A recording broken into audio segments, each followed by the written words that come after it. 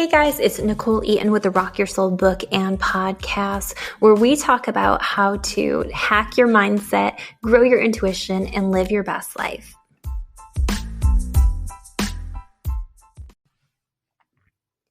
Hey guys, it's Nichole Eaton with the Rock Your Soul book and podcast. I am the author of Rock Your Soul, the down-to-earth guide to mastering your mind and soul therapist.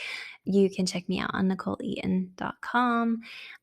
Today is a little different. I hope you guys brought your party pants because I went to my group and I went to my Instagram and I just wanted you guys to ask some questions like what's on your mind? What's been going on? And so I am answering client and fan questions today, and I'm going to probably try to do this once a month just so we can get some good questions coming our way and see what you guys are interested in. So our first question actually came through Instagram last night. It says, how do you stay disciplined consistently? I am for a while and then not, and then again, and then not, and it's an area I struggle in. So there's so many different answers to this because behavioralists would say you need habits, you need willpower, you need to increase your willpower, you need habit tracker, you need blah, blah, blah. Here's what I think. Do those things help? Totally. I'm a huge person to do bullet journal. It's a habit tracker. I create a list of things I want to do daily for self-care, and I make a little X next to them next to the date, and that helps me kind of connect the chain.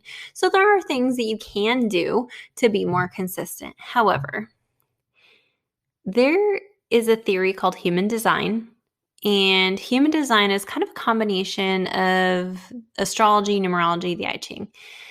So a couple different things. There are a handful of designs in human design that do not have a natural source of energy, meaning they get inspired, they act for a brief amount of time. They can get more done in that time, though, than most other people who have natural flow of energy. So our non-energy people are projectors and manifestors. You can actually go on humandesignamerica.com and just see what you are. You just need your birthday, birth time. This isn't sponsored. It's a really interesting thing. So, but anyway, there are designs that do not have natural energy. I am one of them, and that's why I can defend this. So, my flow of energy is really insane. I rest a lot. I play a lot. I just hang out. But when I'm ready to get stuff done, when I have that burst of energy and that flow of energy, I can get a lot done. However, this makes it hard for me to be consistent because I act mostly when I'm feeling really inspired to do so. So I would say to you, is this consistency something that needs to happen every day? What does the consistency need to look like for you? And that's the first question. The second question is, are you a design without an energy level? So for me, because I don't have natural energy in my person, manifestors and projectors and reflectors borrow energy from generators. Most of the world is a generator. A lot, it's like 70-some%. But if you're borrowing energy from a generator, then you need to go places where there's generators, or you need to rest if you live with a generator so you can detox your energy and then come back and properly absorb it. So for me, if I need to be consistent, then that means I need to work in a new space and new energy. And I need to work someplace where there's probably generators. I work best at a coffee shop. So quarantine, as you imagine, was quite harsh for me because I do not have any natural energy in my house. None of the people in my house have any generator energy. Again, if this is sounding like total craziness or total just gibberish, go to Human Design America. Just look up your human design. I'm going to go through, I think, and do like a brief overview of human design just because I love it. I'm totally obsessed with it. And I think it is like a total lifesaver it's called the blueprint of you, like the blueprint of how you interact with people, how you best function, what your role is with people, and to know how to use it for your benefit. So for me, this sounds like an issue of flow, and it sounds like an issue of lack of energy and inspiration, which you personally might need, the person who asked this question, you personally might need from an outside source. So even if that's going into a different energy, walking down the street and standing in a different block, finding an area that feels good to you and pulling that energy, finding people who feel good to you, or calling a friend who's a generator, all of those things make it easier for you to pull the energy to help you remain consistent. But again, you might also have to give yourself some grace. If you are a manifestor or a projector, you're going to be able to get stuff done way quicker than everybody else. Way quicker. So some of it just might be a flow thing. Also, some of it might be an energy clearing thing. When we're bogged down with energy, when we're not taking good care of ourselves, it is super hard to remain consistent in anything we're doing because we simply don't have enough energy for it. So remember our awesome tools of Epsom salt baths, clearing that energy, doing some saging on your house, Palo Santo, finding any good, sprays that you like to use, room sprays that clear the energy, making sure you're getting healthy foods, water, all of the good basic nutrition. But all of that stuff is going to add up to helping you be more consistent in your life, but also giving yourself grace when you recognize that maybe you are somebody who just flows. Maybe your consistency has to look a little different based on your flow. I mean, if you're literally never flowing and dropping off, then we got to talk about a different path. But if you're just kind of spotty, it's a different story. Also, measuring your value of if it's important to you or not. This is another really important thing. The things that I'm most consistent on are the things I'm most passionate about and care the most about. So my clients, I'm always around. I do client sessions several times a week, and that is something that I love. I'm here for. I'm ready for.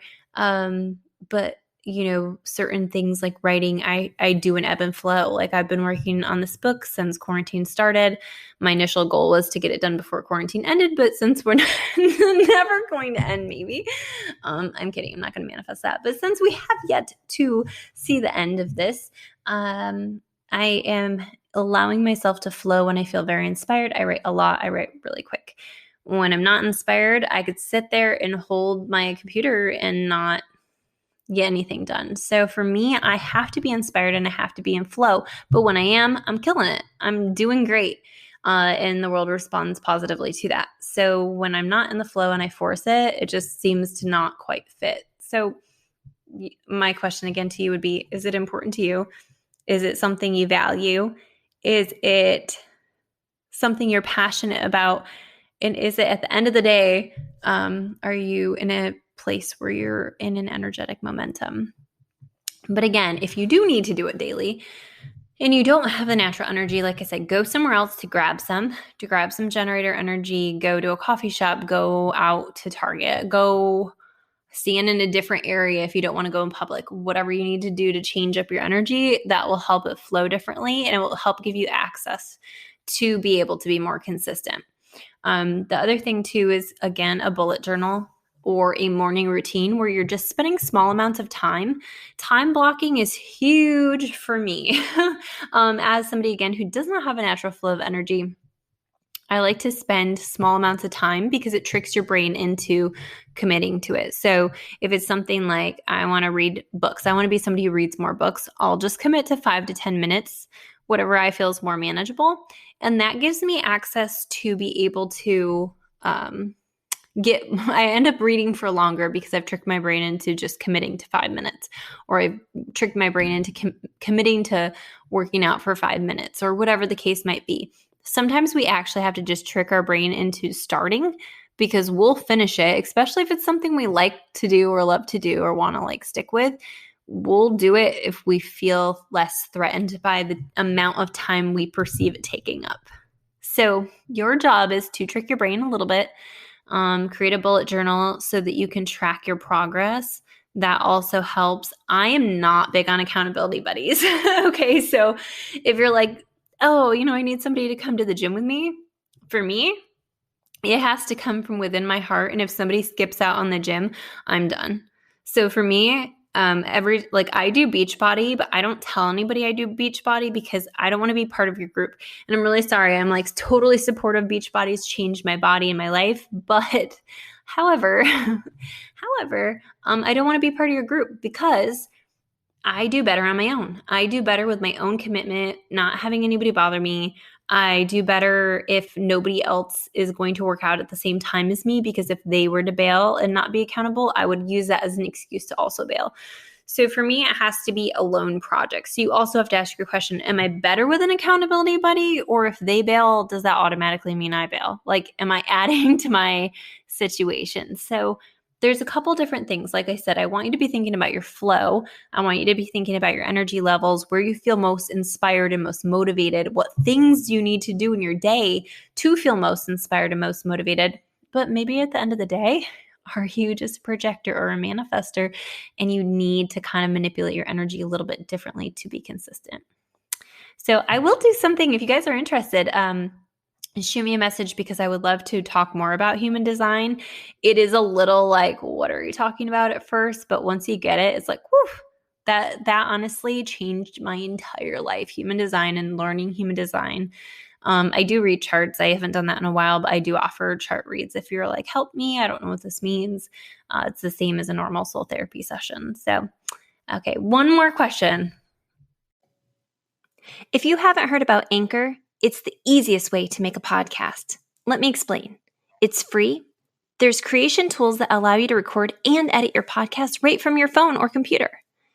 Anchor will distribute your podcast for you so it can be heard on Spotify, Apple Podcast, and many more.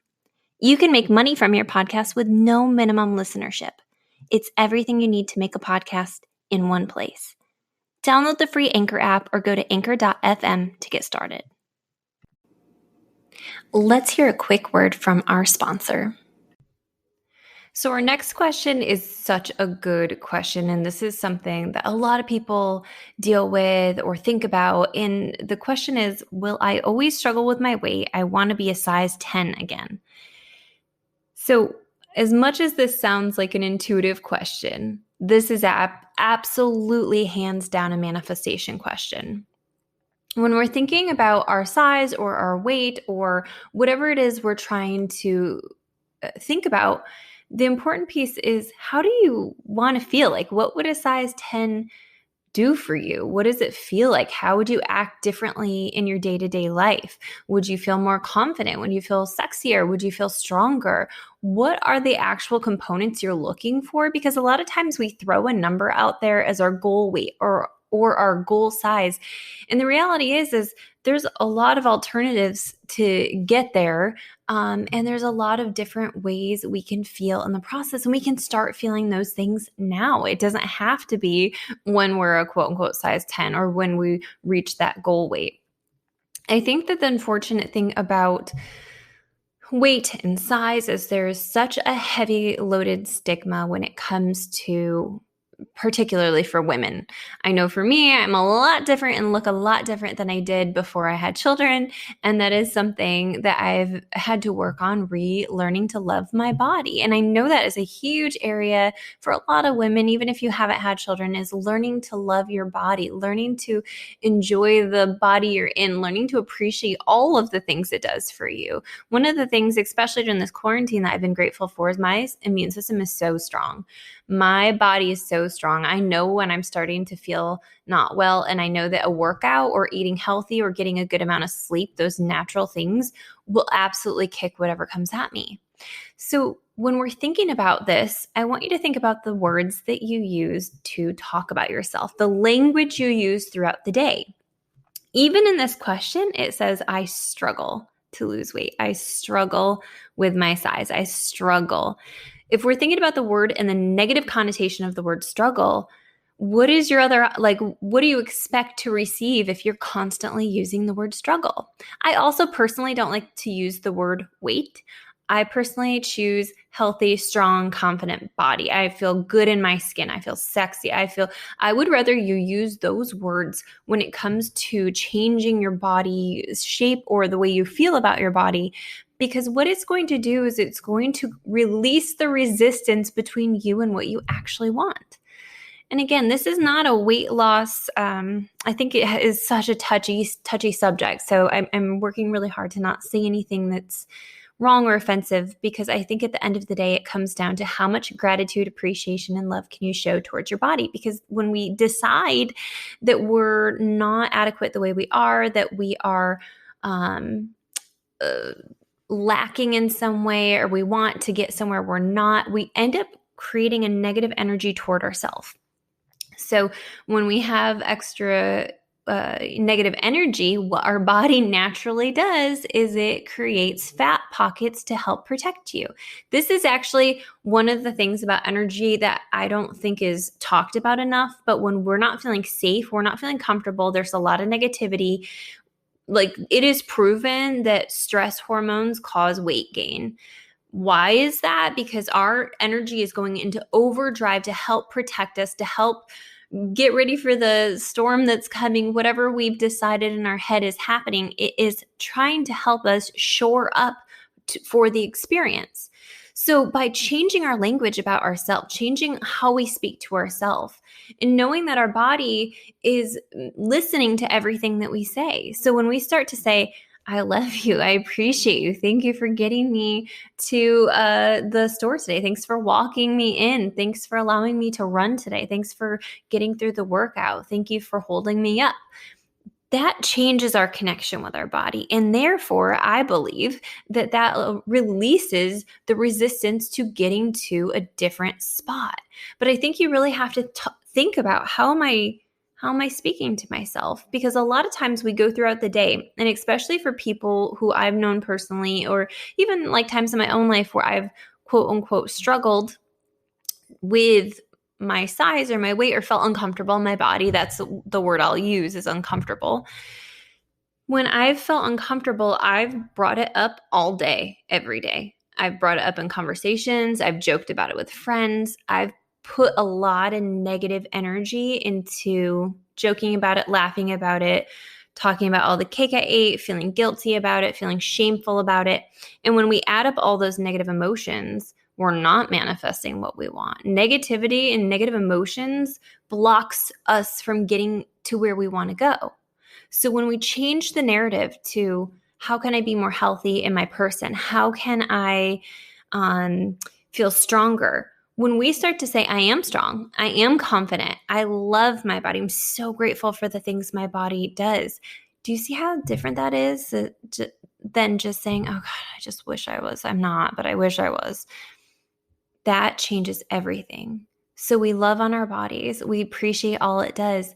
And what happens with our brain when we start to tell it things, when we say, I'm strong, I love to fuel my body with things that feel good to me. I notice a difference before and after I work out, and I notice a difference before and after I eat a healthy dinner versus when I eat Chick-fil-A. You know, I've actually had Chick-fil-A the other day on the way to pick up my new car. And I felt so foggy when they were asking me questions. And it was such a good reminder of why I don't use that and do that regularly, because as fine as it is on occasion, it doesn't make my brain work well. And so I know that. And so you cannot even kind of work through, you know, I choose to feel my body because I care about it, because I value myself, because I'm so grateful for all it's done for me.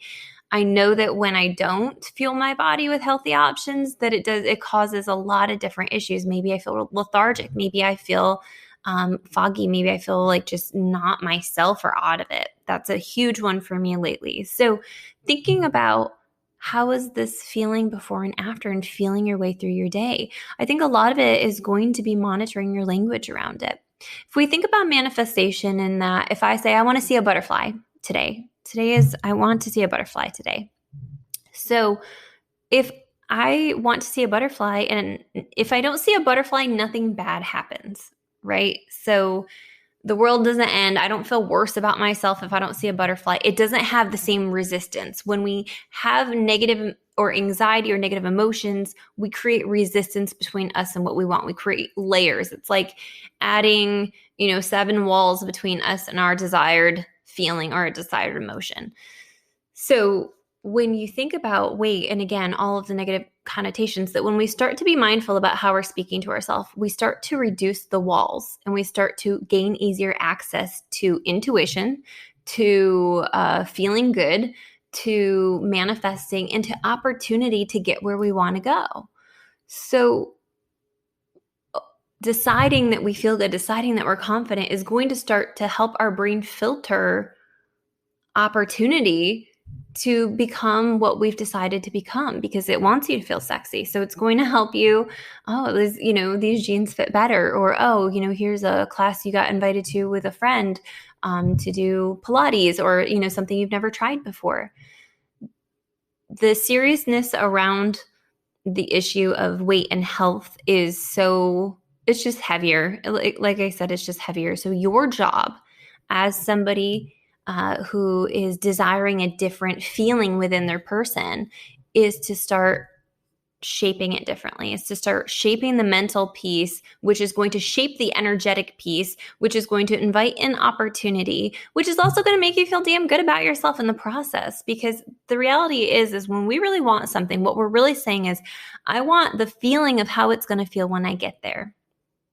I want the feeling of how it will feel when I get there. So if we start to create opportunities now to feel sexier, maybe we buy new lingerie, maybe we buy new shirt that feels good or feels more fitted. Whatever those little things are throughout your day, start playing with the feeling of confidence. Start playing with the feeling of sexiness. Start playing with the feelings of, what does it feel like to be strong? What does it feel like to have endurance? These sort of ideas are going to be what takes you off that plateau and off that ledge into something better. Because like I said, when we're mad at ourselves, when we're hateful towards ourselves, when we're saying things, if we think about the way even just our body's filled with water. Dr. Emoto had this really cool study. I talked about it briefly in Rock Your Soul, but he had this really cool study where he started speaking positive language and love to water molecules, and then he started speaking negative language and hate towards water molecules, and then he studied how it changed their shape and form. And you can go on Google, type in Dr. Emoto water study, and have it pop right up, so you can see the difference. Our bodies, our cells, our water in our bodies is all responding to our thoughts. So if we can get a grip on our thoughts first, if we can, again, decide to love ourselves and decide to fuel our body and play around with the knowing of fueling your body, I think that's an absolute game changer. I also want you to be mindful. I would love for you to gravitate more towards what is the desired feeling? Because, for example, like I weighed like 125. I'm 5'9". I weighed 125 before I had children. And I think I've always in my head said, I want to get back to that. I want to, or close to that. But the reality is that as I've gotten older, I've gotten stronger. I've carried kids. I have stronger legs. I have stronger stomach, and I work out daily for my energy and for balancing and just mental health, because that is my health insurance, is to take good care of my body. So I work out a lot. And the other day, someone messaged me. I had posted a picture on Instagram, and I'm starting the abs here, and someone's like, oh, you're really getting skinny. And I thought that was really funny to me, because I'm nowhere near that 125 of my expectation of what quote unquote skinny would look like or has previously looked like for me. I am 145. I'm solid muscle. I'm very strong, but I'm not near that original expectation and goal. So sometimes the goals that we actually set for ourselves aren't even how our body feels the healthiest and looks the best. So I would also be mindful of setting those type of numeric goals and move away into a space of, how do I feel healthier? What are things that I incorporate in my day that make me feel more alive, that make me feel more like myself? What are the things I love to do that make me feel stronger? Well, I even love going for a walk at night with the kids, and just that's a little extra boost in my day. It's a boost to my cardiovascular system. That feels good to me, and it's bonding time with the kids. So part of your job is to monitor your wording. How am I talking about my body? How am I feeling about my body? What is actually the goal that I want to get to when I get there? What does a size 10 feel like? What did I notice about myself that was different when I was a size 10 or whatever your expected goal is? And then we're going to let that go. And we're going to focus on loving your body. We're going to focus on fueling your body, and we're going to focus on the negative self-talk that comes from not loving it. And we're going to rewrite that. And again, every day when you wake up, I'm confident, I'm sexy, I'm strong, I love my body. I'm so grateful for it. And sometimes if I have extra time, I'll even go through and I'll just kind of like put a little light into my feet and just put gratitude into my feet. I'm thankful they got me there today. Put it into my, put the light into my legs. I'm so grateful for my legs being so strong. I had such a good workout today. I'm so grateful for my body and my heart. And I'm so grateful for my head and my shoulders. And I will just go all the way up and say thank you for everything you've done for me today. And that feels wholeheartedly different than staring at a number on a scale and being pissed or upset or ashamed about it. So your job is to rewrite the energy, to rewrite the momentum of the energy by being mindful throughout the day. And again, your brain is a program. You're going to have to work at shifting and shaping that.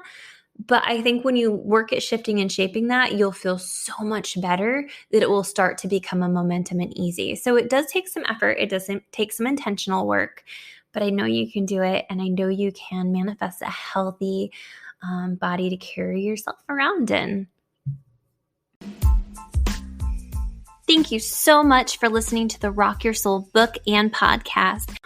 Take a moment to book a one-on-one personalized soul therapy session with me or catch a live event by visiting www.nicholeeaton.com or follow me on Instagram at nicholeeaton.xo. Thank you.